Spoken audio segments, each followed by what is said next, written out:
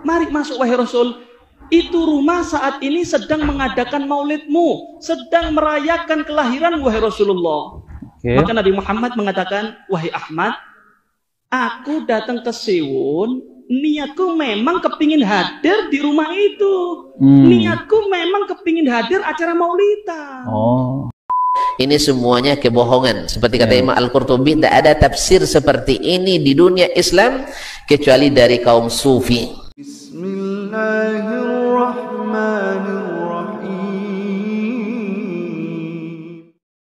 Assalamualaikum warahmatullahi wabarakatuh. Alhamdulillahirabbil alamin. Assalatu wassalamu ala nabiyyina Muhammadin wa ala alihi wa sahbihi ajma'in. Amma ba'du. Teman-teman yang dimuliakan oleh Allah Subhanahu wa taala, di video kali ini saya akan membahas dan mereaksi, yaitu ada satu video di mana video tersebut itu seorang habib yang menceritakan ya. Jadi ada seseorang yang bermimpi bertemu dengan Nabi Shallallahu alaihi wasallam. Lalu kemudian orang itu melihat Nabi Shallallahu alaihi wasallam itu dalam keadaan kebingungan, dan dilihat itu Nabi Shallallahu alaihi wasallam itu tidak mau masuk ke rumah yang diadakan maulid Nabi. Lalu kemudian seseorang tersebut itu menanyakan kepada Nabi Shallallahu alaihi wasallam, wahai Rasulullah SAW, saya melihat engkau itu kenapa engkau dalam keadaan kebingungan, mundar-mandir di depan rumah tersebut. Kan di rumah itu sedang merayakan kelahiranmu, wahai Rasulullah. Kemudian Nabi SAW itu mengatakan, saya tidak mau masuk ke rumah tersebut karena rumah tersebut itu ada yang merokok walaupun diadakan acara maulid. Nah teman-teman, jadi lebih lengkapnya saya akan tampilkan video tersebut ya. Mari kita simak videonya. Aku pernah melihat Nabi Muhammad dalam mimpi. Ya, oke. Aku lihat Nabi Muhammad niku keluar dari rumah yang ada di kota Siwun. Mondar-mandir Nabi Muhammad. Mondar-mandir kayak orang bingung. Kemudian aku tegur Nabi Muhammad. Aku tanya kepada Nabi Muhammad, wahai Rasul, jenengan minara, monggo masuk. Mari masuk wahai Rasul.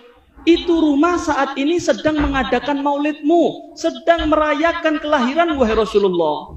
Maka Nabi Muhammad mengatakan, wahai Ahmad, aku datang ke Siwun, niatku memang kepingin hadir di rumah itu. Niatku memang kepingin hadir acara maulidan.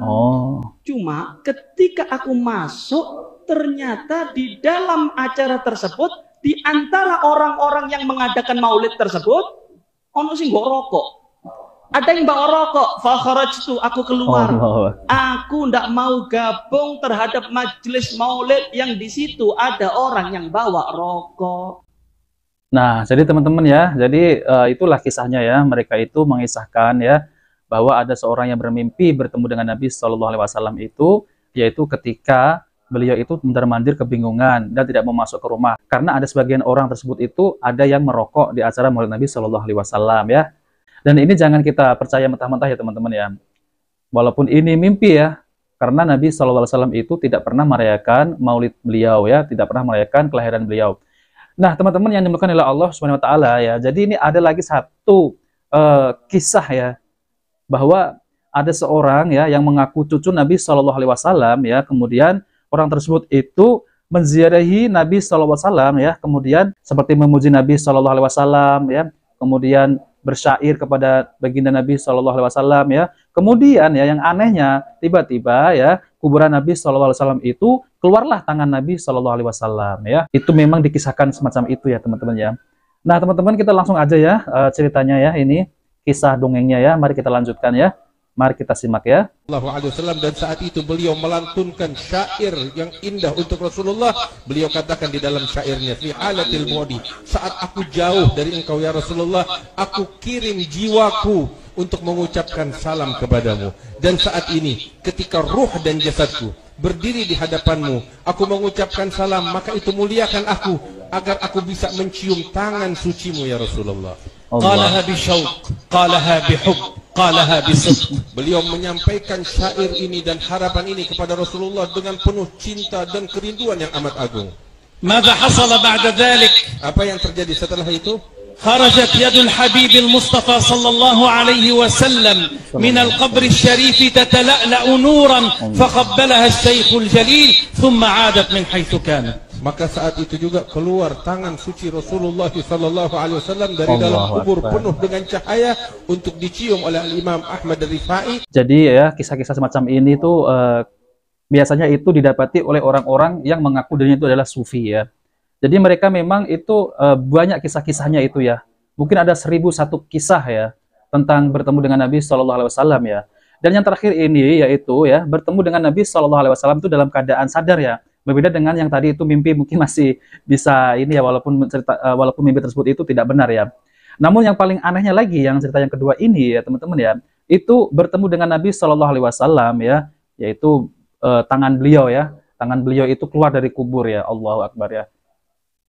Tidak ada kisah yang selain aliran-aliran di dunia ini adalah cuma sufi aja yang bercerita semacam ini ya teman-teman ya.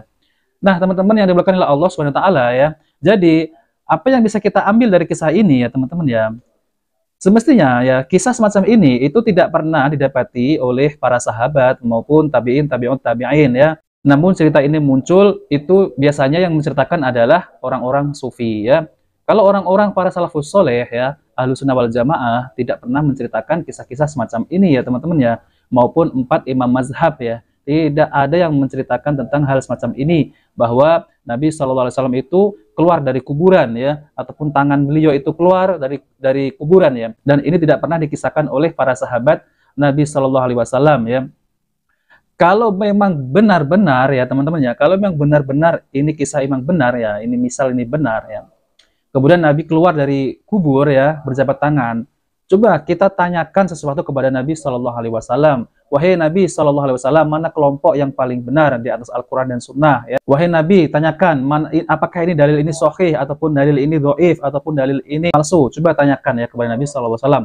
Ya, jadi jangan terus mengaku-ngaku melihat Nabi Shallallahu Alaihi Wasallam dalam keadaan sadar, melihat roh Nabi berjalan ya, apalagi berjabat tangan ya teman-teman ya.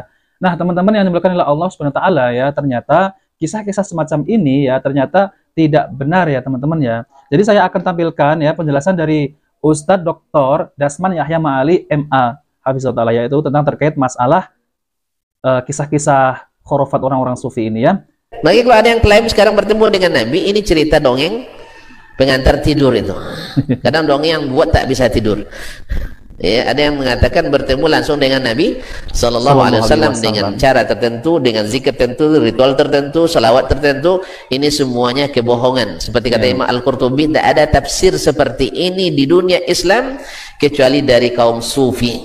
Dan ini adalah mungkar, sesuatu tafsir yang tidak dikenal di kalangan para ulama.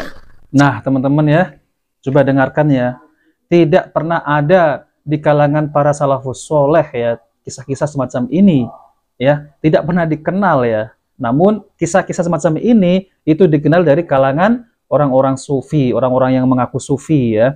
Jadi tidak pernah ada di kalangan para salafus soleh ya. Mari kita lanjutkan ya teman-teman ya. Sebab Abu Bakar ketika jadi khalifah banyak masalah. Kenapa tidak dia tanya langsung ke Rasulullah? Nah ini nih. Ada orang lebih dekat ke Rasulullah daripada Abu Bakar? Ada yang lebih dekat ke Rasulullah dari Abu Bakar? Enggak.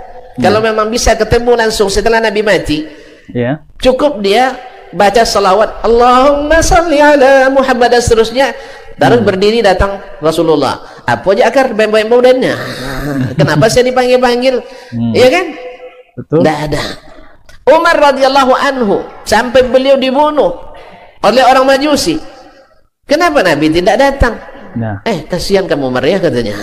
Dihibur oleh Rasulullah Sallallahu Alaihi Wasallam. Ali dan Muawiyah berperang dalam perang Siffin. Perang Siffin. Terpecah sahabat menjadi 2 golongan. Ikut Muawiyah dan ikut Ali bin Abi Thalib. Ini bahaya enggak? Sahabat bisa berpecah dalam 2 golongan ini. Bahaya. Kenapa mereka tidak ngadu aja ke Rasulullah? Muawiyah kata Ali, ya. Kita pergi ketemu Rasulullah SAW. Panggil Rasulullah, buat zikir tertentu. Dengan salawat tertentu, lalu kita hadirkan Rasulullah. Nanti kita tanya siapa di antara Muawiyah atau Ali yang dalam kebenaran. Dengan demikian kan selesai perseteruan kan? Nah ini ya teman-teman ya. Jadi ketika dulu tuh ada perseteruan ya, yaitu konflik antara sahabat Muawiyah ya dengan sahabat Ali. Yang waktu itu sahabat Ali adalah seorang khalifah ya. Namun ada konflik dengan sahabat Muawiyah ya. Ini dulu terjadi perang besar ini teman-teman ya. Namun kenapa ya kedua sahabat ini ya tidak pernah didatangi oleh Nabi Shallallahu Alaihi Wasallam ya. Ini kan bahaya kan kalau sama-sama saudara saling berperang ya. Namun ya ini yang kurang jeli nih orang-orang sufi ya, kurang jeli tentang masalah ini ya. Mereka mengklaim bertemu dengan Nabi Shallallahu Alaihi Wasallam dalam keadaan sadar, ya.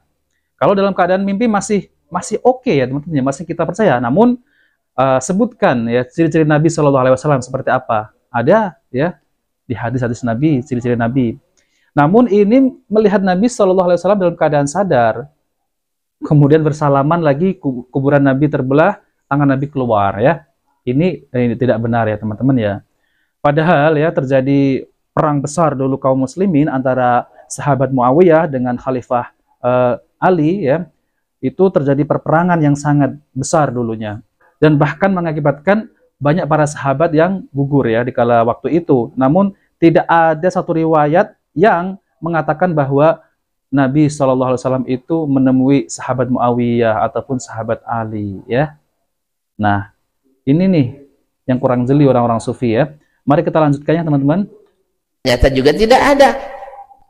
Nah, tiba-tiba antum gara-gara hanya untuk supaya bisa makan kue yang enak, makanan yang lezat, hidangan yang banyak, antum klaim bertemu dengan Rasulullah Sallallahu Alaihi Wasallam. Na'udzubillah, thumma na'udzubillah, thumma na'udzubillah dari model-model dongeng seperti ini. Kaum muslimin, tapi itu sayangnya banyak pula yang percaya karena kita memang suka baca. Kita suka baca komik. Kaum muslimin dan muslimat. Jangan terlalu banyak mendongeng lah kaum muslimin dan muslimat dirahmati Allah SWT. Tapi subhanallah, kita ini mau gampang tertipu. Lalu dinisbatkan nanti ke imam-imam besar seperti Imam Ahmad, seperti Imam Asy-Syafi'i, Imam Abu Hanifah, Imam Malik. Karena mereka tahu ini adalah imam yang diikuti. Akhirnya dinisbatkan Imam Ahmad dalam manaqib ikut melakukan salawat tertentu hadir Rasulullah Sallallahu Alaihi Wasallam. Subhanallah, kemana murid-murid Imam Ahmad yang majelisnya 35.000 orang hadir? Tidak ada mereka menyebutkan itu. Tiba-tiba datang tak dari mana timbul rimbanya, datang keluar kisah manaqib Imam Ahmad. Allah Akbar ya. Ada pula yang menisbatkan pada Imam Asy-Syafi'i rahimahullah ta'ala. Padahal pernyataan Imam Syafi'i tegas dalam masalah ini bahwa Nabi setelah mati tidak bisa kembali ke bumi. Nah, saudara kiram dirahmati Allah. Tapi dongeng-dongeng itu memang dongeng itu kan gampang buat dosa nih kaum muslimin muslimat. Nah, teman-teman, demikianlah ya. Ini penjelasan dari Ustadz Dr. Dasman Yahya Ma'ali, yaitu tentang terkait masalah dongeng-dongeng kaum sufi ini ya. Jadi mereka itu kalau tidak dongeng itu tidak afdol ya teman-teman ya. Agar supaya apa? Agar supaya mencari pengikut itu lebih banyak ya. Dan ujung-ujungnya malah ya itu ya teman-teman ya. Ujung-ujungnya adalah ini ya. Nah, teman-teman yang dimuliakan oleh Allah SWT. Jadi ya kesimpulannya ya yaitu para sahabat ketika konflik ya, yaitu sahabat Muawiyah dengan sahabat Ali ya, itu terjadi perperangan yang sangat besar ya. Dan tidak pernah ya Nabi SAW itu datang menemui kedua sahabat itu yang saling berselisih ya. Kemudian kan kalau memang Nabi SAW itu bisa hadir ya setelah beliau itu wafat ya, otomatis para sahabat ya yaitu akan mendatangkan Nabi SAW ataupun akan mendatangi kuburan Nabi ya. Kemudian Nabi bisa keluar ya. Nah, kalau begitu bisa bertanya, wahai Rasulullah SAW ya, mana di antara sahabat Ali dan Muawiyah ini yang paling benar ya, yang di atas kebenaran ya. Nah, namun nyatanya tidak ada riwayat yang mengatakan seperti itu ya teman-teman ya. Dan ini jelas adalah dongeng ya, dongeng pengantar tidur ya. Nah, teman-teman yang dimuliakan oleh Allah Subhanahu wa taala ya. Jadi kita itu harus hati-hati ya dalam menghadiri majelis ilmu. Kalau majelis ilmu tidak berdasarkan dengan Al-Qur'an dan Sunnah Nabi Sallallahu Alaihi Wasallam ya, ataupun pemahaman para sahabat salafus soleh, maka kalau ada yang mengisahkan hal semacam itu, kita harus teliti dulu apakah kisah tersebut itu ya pernah dikisahkan oleh para sahabat ya, seperti Abu Bakar ya, sahabat Umar dan sahabat yang senior lainnya. Ya. Jangan sampai kita itu mudah tertipu dengan hal-hal semacam ini ya, teman-teman. Tidak akan menambah keimanan ya. Karena ini kisah-kisah khurafat, berbeda dengan kisah-kisah sirah Nabi ya. Itu akan menambahkan kecintaan kita kepada Nabi sallallahu alaihi wasallam dan para sahabat Nabi sallallahu alaihi wasallam yang ikut berjuang dalam menegakkan agama Islam ini. Nah, teman-teman, demikianlah semoga video ini bermanfaat. Jika video ini bermanfaat, jangan lupa like dan subscribe di channel Cahaya Hidayah. Wabil taufiq wal hidayah. Wassalamualaikum warahmatullahi wabarakatuh.